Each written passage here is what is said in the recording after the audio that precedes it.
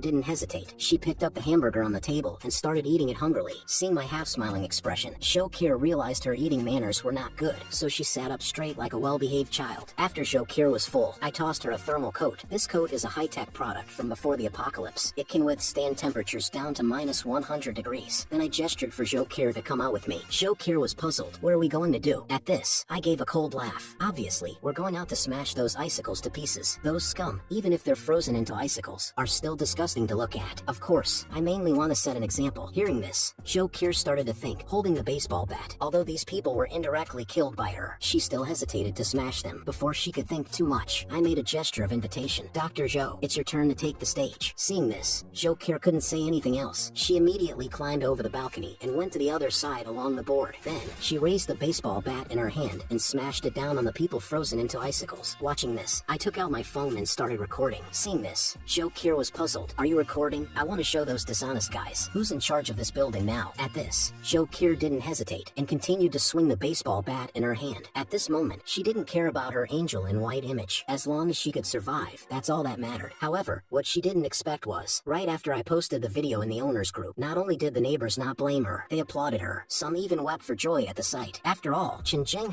had been domineering here for a long time, and there were no few owners who had died at his hands. Now seeing Zhang get his comeuppance, they were naturally overjoyed. But before they could rejoice for long, I directly began my ascension ceremony in the owners group. From now on, this building will be under my Zhang Yi's rule, or else you'll end up like Zhang. Then they remembered the video was posted by me, so they all started to flatter me in the group. Upon seeing the message, Fan Yuqing was the first to call me. I was surprised to get her call. I didn't expect this bitch to still be alive. I heard Fan Yuqing say pitifully on the other end of the phone, Brother Zhang Yi, Zhang is dead. Can I come to your house for food and warmth? I don't allow you to be with that woman Zhou.